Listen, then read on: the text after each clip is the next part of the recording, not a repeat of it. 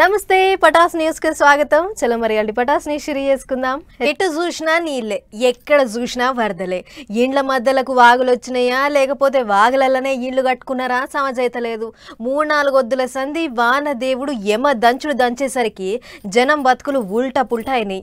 ఇప్పటికీ చాలా ఊర్లు నీళ్ళల్లో మునిగే ఉన్నాయి. కొన్ని జాగల్లా వరద పోయింది కానీ బురద మిగిలింది. అన్నిటికి మించి కామారెడ్డి కష్టం చిన్న లేదు పొర్రి, మస్తు ఘోరంగా ఉన్నది పరిస్థితి.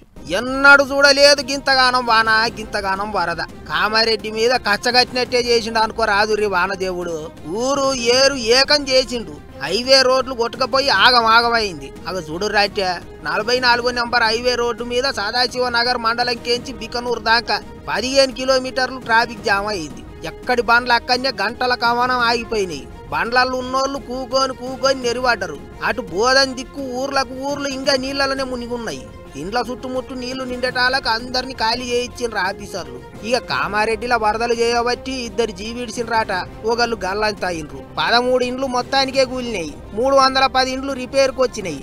వరద దబాయించి వచ్చేటాలకు 35 చెరువులు తెగినాయి. కామారెడ్డి జిల్లా అంతటా కలిపి 1,00,000 ఎకరాలకు ఎక్కువనే చేన్లు చెలకలు ఆగమైనాయి అంటున్నారు. కామారెడ్డి కష్టం చిన్నగా లేదు పోండ్రి. ఇగిదిట్లుంటే ఉమ్మడి మెదక్ జిల్లా మీద కూడా వరద పోటు గట్టిగానే పడ్డది. రోడ్లన్నీ కొట్టుకపోయినాయి. అంతా కలిపితే 1000 కిలోమీటర్లకు ఎక్కువనే రోడ్లు దెబ్బతిన్నాయా అంటున్నారు. అటు 2 వారాలు అయితాంది ఏడుపాయల వనదుర్గమ్మ గుడి మునిగి. ఇంకా వరద రువ్వడి తగ్గుతలేదు. ఎవ్వల నాటి దిక్కు పోనీయకుండా పోలీసోళ్ళు బందోబస్తు పెట్టిండ్రు. అన్యామగాని ఇగో మెదక్ దగ్గర పట్లనే ఉన్న పుష్పాల వాగు కాడ ఎట్టున్నది చూడురి పరిస్థితి. వరదకు కొట్టుకొచ్చిన టన్నుల కొద్ది ప్లాస్టిక్ వర్కులు గిట్ల కంపలల్లా చిక్కబడ్డాయి. ఎక్కడెక్కడికేంచో మురికి కాలువల పోయించి పబ్లిక్ బారేసిన వర్కులన్నీ గిట్ల మీరే ఉంచుకోనిరే, నాకెందుకు ఆ గలీజు అని గంగమ్మ ఇడిచిపెట్టిపోయింది. ఇంతగానం ప్లాస్టిక్ చూసి పబ్లిక్ అంతా పరిశాన్ అవుతుర్రు. ఇక ఇప్పటికే ఎక్కడెక్కడ ఎంతెంత నష్టమైంది, పబ్లిక్ ను రైతన్నలను ఎట్టెట్ట ఆదుకోవాలనే దాని మీద సర్కారు వాళ్ళు ఆలోచనలు చేస్తున్నారట. లెక్కలన్నీ తేలినాక ఏదో ఓ నిర్ణయం చేస్తారన్నట్టు చెప్తుండ్రు. ఏమైనా వానదేవుడు ఉండి దెబ్బ గట్టిగానే కొట్టిండు కదా అనుకుంటారు ఇప్పుడు అందరూ.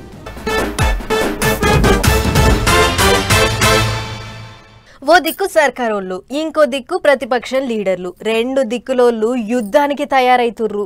ఎవళ్ళంతకు వాళ్ళు మంచి అస్త్రాలు ఆయుధాలు బయటికి తీస్తుర్రు. ఎప్పటికంటే ఈసారి పంచాది ఇంత గట్టిగానే నడిచేటట్టున్నది. ఇంతకు ఏం పంచాది ఏందా లొల్లి అని అనుకుంటుర్రా? ఇంకేంటిది, అసెంబ్లీ మీటింగ్లు రానే వచ్చినాయి. అందులో ఈసారి లోకల్ ఎలక్షన్ల ముంగట్టుకొచ్చినాయి. అందుకే దబ్బిడి అంటుర్రు లీడర్ సాబులంతా. ఓ దిక్కు కాళేశ్వరం కట్ట పంచాది, ఇంకో దిక్కు బీసీ రిజర్వేషన్ల కిరికిరి, యూరియా లొల్లి, బానకచెర్ల లడాయి. ఇట్లా చెప్పుకుంటూ పోతే ఈసారి మీటింగులల్లో లీడర్ల ముచ్చట్లతోని మోత మోగేటట్టే ఉన్నది తెలంగాణ అసెంబ్లీ. సర్కారోళ్లకు ఎగస్ పార్టీ వాళ్లకు నడమ పొట్టు నడిచేటట్టున్నది యుద్ధం. అన్నిటికి మించి కాళేశ్వరం కమిషన్ రిపోర్టు మీదనే 3 దినాలు చర్చ పెడతాం అన్నట్టు చెప్తున్నారు. కాబట్టి మరి ఇక సర్కారోళ్ళు వేసే బాణాలకు ఇరుగుడు బాణాలు ఎట్టెట్లు వేయాలి అనే దాని మీద కారు పార్టీ వాళ్ళు కూడా గట్టిగానే తయారైనట్టు తెలుస్తుంది. మాజీ మంత్రులు బావబామ్మర్దులు హరీష్ రావు, కేటీఆర్ సార్లు ఇద్దరు ఎర్రవల్లి చేను కాడున్న ఇంటికి పోయి కేసీఆర్ సార్ తోని మాట ముచ్చట్లు చేసిండ్రాట. ఇప్పటికే కాళేశ్వరం ప్రాజెక్టు మీద అసెంబ్లీలో పరదబెట్టి పబ్లిక్ కు అన్ని తీర్ల ముచ్చట్లు చెప్పనికే పర్మిషన్లు అడిగినరు కారు పార్టీ వాళ్ళు. ఇదిట్లుంటే ఈసారి అసెంబ్లీ మీటింగులు లోకల్ ఎలక్షన్లకు ముందు వచ్చినాయి కాబట్టి వచ్చిన ఛాన్స్ గట్టిగా వాడుకోవాలన్నట్టు చూస్తున్నాయట అన్ని పార్టీలు. ఏం చెప్పాలనుకున్నా అసెంబ్లీ మీటింగ్లల్లో చెప్తే అయ్యపాయ అందరు చూస్తారు కదా అన్నట్టు ఆలోచనలు చేస్తున్నారట. కానీ మైక్ ఇస్తారో లేదో అనే డౌట్లు కూడా కొడుతున్నాయి చాలా మందికి. అన్యమగాని మాజీ సీఎం అసెంబ్లీకి రావాలని మళ్ళోసారి గట్టిగా పట్టువాడుతుండ్రు చెయ్యి పార్టీ వాళ్ళు. మైకుల ముంగటికి వస్తే చాలు మాజీ సీఎం రావాలే, కాళేశ్వరం కథ ఏంటిదో చెప్పాలి అని అడుగుతాండ్రు. అటు చూస్తేనేమో కాయగొరుకుడు మాటలు విననికే రావాలనా అని కోపానికి వస్తుండ్రు కారు పార్టీ వాళ్ళు. మరిగా చూడాలే శనివారం సంధి మీటింగులు ఎట్టెట్ట నడుస్తాయో.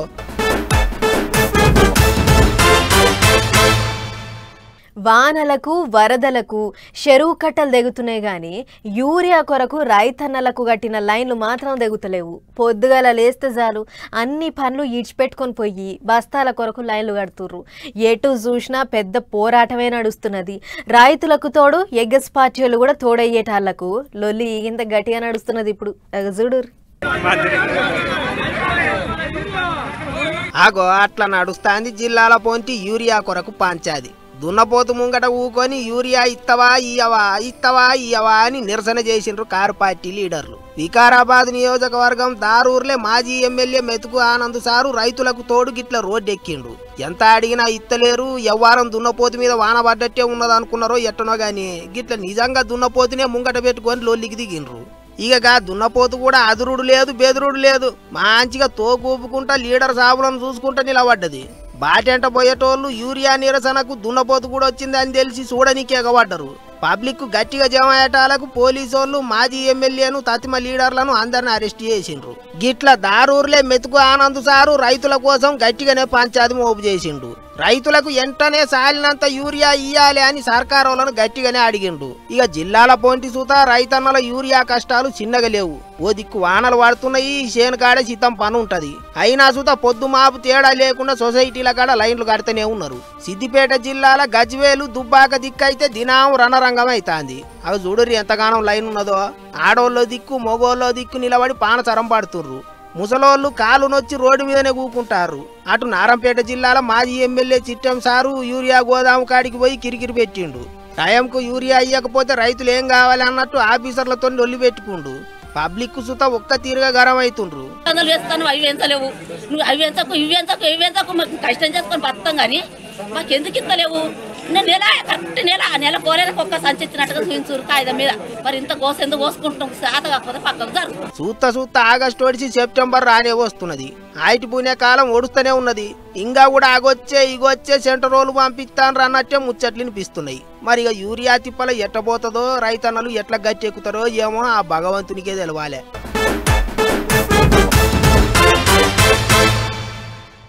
ఆ భవంతులు అద్దం లెక్క తలతలా మెరుస్తున్న ఆ గచ్చు, ఆ తంబాలు, ఆ రోడ్లు, ఆ లైట్లు, ఎదురుంగా సముద్రము.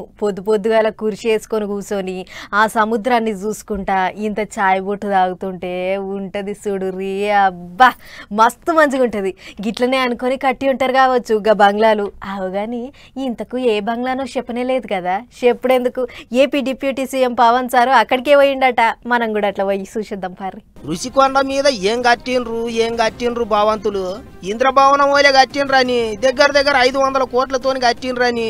ఫ్యానుకింత, కుర్చీలకింత, తానం చేసే టబ్బుకింత, బండలకింత, అద్దాలకింత అని ఓ రేట్లు చెప్పుకుంటా మరి దేశం అంతా ముచ్చట్లాడుకున్నారు. పాత సీఎం ఉండనీకనే కట్టుకున్నాడని కూడా అన్నారు. ఇక విశాఖపట్నం సముద్రం అంచున కట్టిన ప్యాలెస్ గురించి ఎప్పుడు ముచ్చట బయటకు వచ్చినా నలుగురి నోళ్ళల్లో గట్టిగానే నానుతుంటది. గిట్లనే AP deputy CM Pawan Kalyan sir మళ్ళోసారి ప్యాలెస్ మొకాన పోయిండు. అంతా తిరిగి చూసిండు. ఆ లోపట కోట్ల రూపాయలు ఖర్చు చేసి కొనిపెట్టిన కుర్చీలు, బల్లలు, బాత్రూములలో నల్లలు చూసి పవన్ సారే పర్సాన్ అయిండట. వెనకట ప్యాలెస్ కట్టిన జాగల్నే రిసార్ట్ ఉండే. అప్పుడు 7 కోట్ల ఆమ్దాన్ వచ్చేదట సర్కారోళ్లకు. కానీ ఇప్పుడు ఈ ప్యాలెస్ ను చూసుకోనికే ఉల్టా సర్కారోళ్ల మీదనే ₹1 కోటి వజన పడుతున్నదట.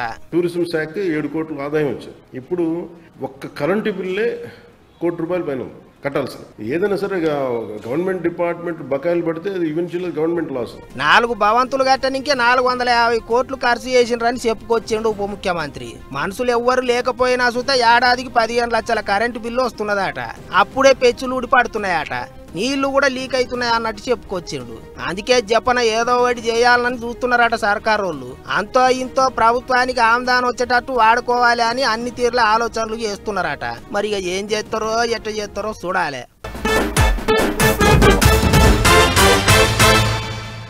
వెనకట అంటే ఓ 100 ఏళ్ల కింద ఇప్పుడున్నన్ని ఆధారాలు పతారాలు లేకున్నా ఆనకట్టలు బందబస్తగా కట్టేటోళ్ళు ఉండే. అప్పట్లో కట్టిన ఆనకట్టలు కొన్ని ఇప్పటికీ కూడా చెక్కు చెదరకుంటున్నాయి. ఎంత పెద్ద వరద నూక్కొచ్చినా ఏం ఆపతి కాలే. ఆగో అసొంటి ఓ 100 ఏళ్ల కింద కట్టిన ఆనకట్టోటి జర్రంతా అటు ఇటు అవుతుందట గట్టిగా నూక్కొచ్చిన వరదతోని.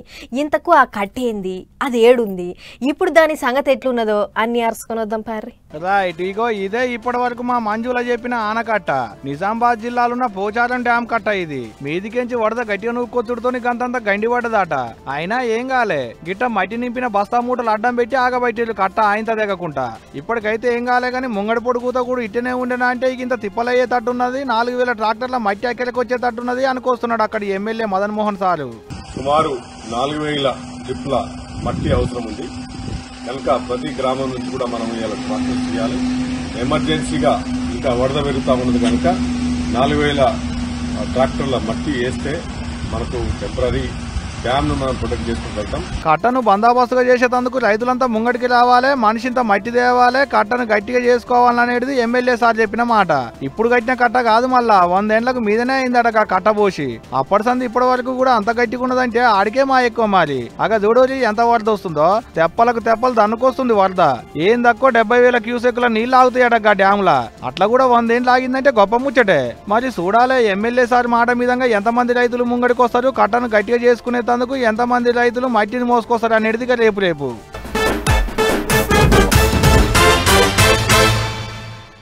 గలడు అందు లేడని సందేహము వలదు, ఎందెందు వెతికినా అందందే కలడు. హావు మరి తీరొక్క రూపాలల్లో గొలుసుకుంటారు భక్తులు. కడుపు నిండే వంటలు, వినసొంపుగుండేటి పాటలు, చమక్కుమనే డెకరేషన్లు, గల్లీ గల్లీకో గణేషు తీరు తీరు రూపాలల్లో దర్శనమిస్తాడు. పండుగ చాలైన నాడు కొన్నే చూపెట్టినామని ఇలా ఇంకొన్ని చూపెడదామని పట్టుకొచ్చినావు.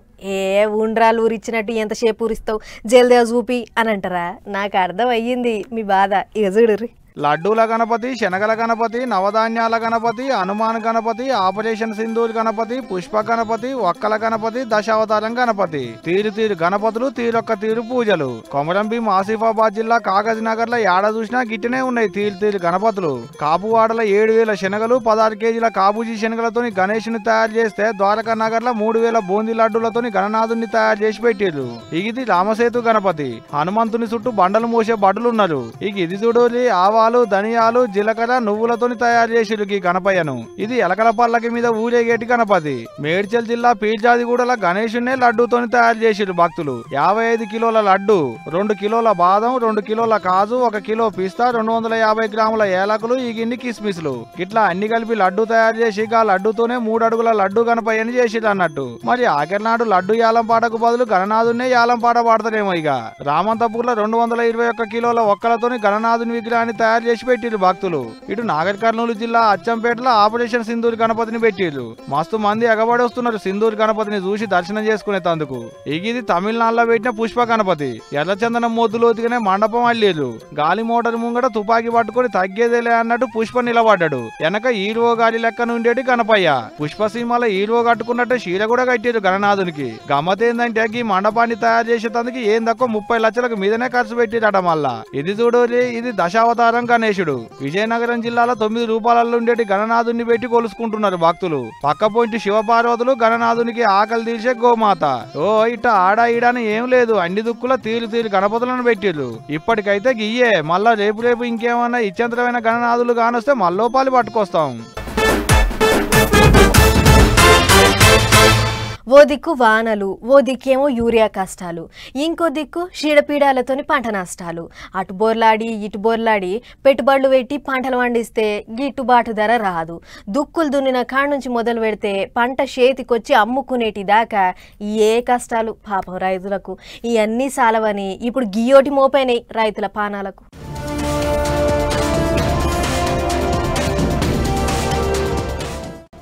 దండయాత్ర, ఇది దయాగాడి దండయాత్ర అన్నట్టే రైతుల మీదకి దండయాత్ర చేస్తున్నాయి నత్తలు. పార్వతీపురం మన్యం జిల్లా కొమరాడ మండలం గంగరేగు వలస అనేటి ఊళ్ళో ఉన్న బొప్పాయి తోటల చెట్టుకు నత్తలే, కొమ్మకు నత్తలే. నత్తలు చెట్లకు బట్టి పంటంతా ఆగం చందనం. కందులపాటి సాయిబాబు అనేటికి రైతన్న 7 ఎకరాల బొప్పాయి తోట పండిస్తాడట. ఇన్నొద్దుల సంది బాగానే ఉండే గానీ ఓ 15 రోజులకించి నత్తలు వచ్చి తోటలు చేరినాయట. 4 ఎకరాల పంటను ఆగం చేసినాయట. 5,000 టమాటా చెట్లను ఏమిటికి పనికి రాకుండా చేసినాయి అనుకొస్తుండు. మరి ఎక్కడి నుంచి వస్తున్నాయో మాకు అర్థమవుతుందండి. ఇదే ఇలాగే ఉంటే ఈ పరిసర ప్రాంతాల రైతులందరూ గగ్గోలు పెట్టవలసిందండి. ప్రతి పంట వచ్చిన భూమిలోంచి వచ్చిన గింజ మొలక మనం ఒక ఆనప మొక్క పెట్టామనుకోండి, ఆ వచ్చిన మొక్కను తినేస్తున్నాయి. అలాగే ఒక రైతు పత్తి మొక్కలు పెట్టండి, 3 సార్లు వేసాడండి, 3 సార్లు పత్తి మొక్కలు తినేసినాయి. తొలత ఆడోటి ఈడోటి కానొచ్చేది ఉంటున్నాడు గానీ రాను దండయాత్ర చేసినట్టే పడ్డాయి అనేది రైతన్న అంటున్నమాట. ఈ ముచ్చటెరకవుడే ఆలస్యం. వ్యవసాయ శాస్త్రవేత్తలు వచ్చి చూసిరు కూడా. ఇక ఇదిట్టుంటే ఇటు ఆంధ్రాల ఉల్లిగడ్డలు పండించేటి రైతులది కూడా ఇదే కథ. అమ్మబోతే అడవి, కొనబోతే కొలివి అన్నట్టుంది. కర్నూలు అంగట్లో ఏడ చూసినా ఉల్లిగడ్డ బస్తాలే. కింటాకు 500కించి 600కే కొంటులాట. అట్టయితేనే కొంటాం, లేకుంటే మీ ఇష్టం అంటులాట దళార్లు. గమ్మత్ ఏందంటే పంట పండించిన రైతులకేమో కిలో 4-5 రూపాయలకు అమ్ముడు పోతుంటే అంగట్లో అమ్ముకునేటోళ్ళు మాత్రం కిలోకు 25 రూపాయలకు మీదనే అమ్ముకుంటున్నారట. అంటే రైతుల కడుపు కొట్టి దళార్లు సొమ్ము చేసుకుంటున్నారు అన్నట్టు. ఇట్ట ఆడ ఆ కథ ఈడ ఈ కథ ఎన్నడు మారుతాయో ఏమో పోండ్రికి రైతుల బతుకులు.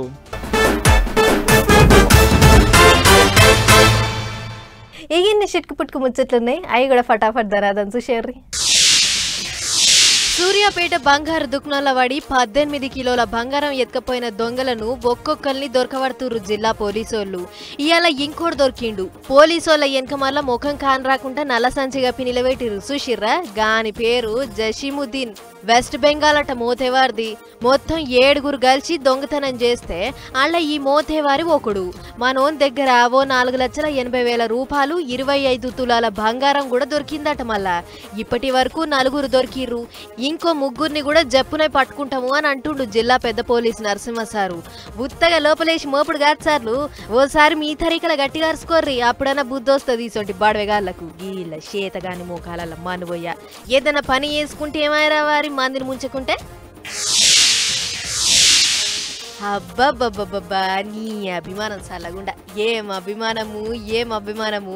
మెగాస్టార్ చిరంజీవి సార్ మీదున్న అభిమానం కొద్దిగా రాజేశ్వరి అనేటి ఈ అక్క సార్ను కలిసేటందుకు ఆంధ్రాలున్న ఆధోనికేంచి హైదరాబాద్ వరకు సైకిల్ దొక్కుంటూ వచ్చింది. సార్ను చూడంగానే సంబరం అనిపించినట్టున్నది అక్కకు. పట్టుకొచ్చుకున్న రాఖీను సార్ చేతికి గట్టి మురిసిపోయింది అక్క. అక్కను చూడంగానే ఆయన మీద అక్క చూపెట్టిన పాయరానికి సార్కు కూడా సంబరం అనిపించినట్టున్నది. దగ్గరికి తీసుకొని మంచి షెడ్డలు అన్నీ అరుచుకుండు. ఈ అక్కపక్క పొంటున్నోళ్ళు ఆమె పిల్లలట. గొప్ప ముచ్చట ఏందంటే అలా చదువులకు అక్కరయ్యే ఖర్చు అంతా సారే పెట్టుకుంటానని మాట ఇచ్చిండట కూడా. గొప్ప ముచ్చటే కదా, ఏమంటారు? మూట ముళ్ళే చదువుకున్నారు, పిల్ల జల్లాను సంకనేసుకున్నారు, తట్టా బుట్ట నెత్తిన పెట్టుకుర్రు. ఎవరింటికి వాళ్ళు పోయేతందుకు బాట పట్టిర్రు. వీళ్ళంతా మెదక్ జిల్లా వరదలకు తిప్పలబడేటి పబ్లిక్. వరదలతోని ఊళ్ళలో ఉండే సాక్ష్యం లేదని అందరినీ పట్టుకొని ఫంక్షన్ హాలల్లో పెట్టిర్రట అధికారులు.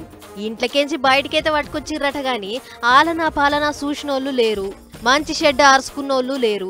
ఎసొంటి సవలతులు లేవట. పాపం ఈడుంటేంది ఇంట్లో ఉంటేందని ఇగో ఇట్లా ఎమ్మడి తెచ్చుకునే అన్ని మూటలు కట్టుకొని నెత్తిన పట్టుకొని బస్సులు ఎక్కిర్రు. పోతే పోయిర్రు గాని గివానలు వరదలతోని జర్ర పాయలం అక్కలో. కామారెడ్డి జిల్లా బీబీపేట పెద్ద చెరువు కట్టదెగి నీళ్లన్నీ కిందికి పోతుంటే ఊరంతా ఒకటై నీళ్లను ఆగబట్టేటందుకు అడ్డుకట్టలేస్తుర్రు. ఊరంతా ఒకటై బస్తాలల్లో మట్టి నింపిర్రు, మూటలు కట్టిర్రు. కట్ట తెగి నీళ్లు కిందికి పోతున్న కాడ అడ్డంగేసి నీళ్లను ఆగబట్టేటందుకు తిప్పలు పడుతుర్రు. ఇప్పుడు చెర్లున్న నీళ్లన్నీ పోతే మళ్ళా ఆ టెంక పంటలకు తిప్పలైతుందని నీళ్లను ఆగబట్టేటందుకు వాళ్ళ ఆపోచన. అంతే కదా, పెసర చెర్లు పోగొట్టుకొని పప్పుకుండలు దేవలాడుకుంటే రాదు కదా మరి. అందుకనే ముందుగానే జాగ్రత్త పడుతుర్రు అన్నట్టు.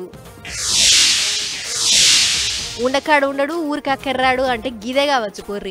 4 కూసున్న కాడ తాగి మాట్లాడిన మాటలతోని ఇప్పుడు అందరూ జైలు పాలయ్యే కథ అయింది.